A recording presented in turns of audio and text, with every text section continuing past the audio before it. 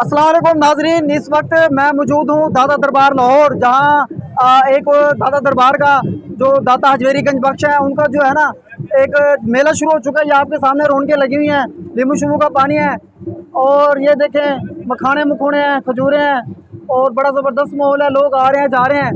तो ये देखें इस तरफ सबील लगी हुई है, दूध की सबीलें लगी हुई हैं और चावलों की लगी हुई हैं और बड़ा ज़बरदस्त किस्म का माहौल है। आप देख सकते हैं।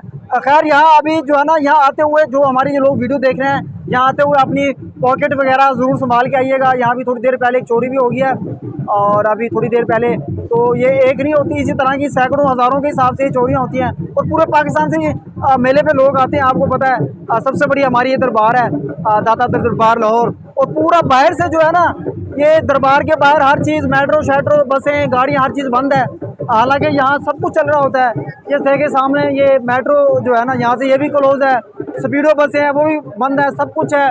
पीछे उस तरफ में कैमरा मैन को वो दिखाएगा, उस तरफ जो है ना वो देखें कोई ढोल शोल बज रहे हैं और लोग जो है ना डांस वगैरह झूमर शुमर डाल रहे हैं, जो उनका एक रवायती जो डांस होता है दरबारों के ऊपर। बाकी आप इस तरफ देख सकते हैं, अभी लाइनें वहाँ लगी हुई हैं और लाइनों में आप देख सकते हैं कि जो है ना बड़ा रश लगा होता है।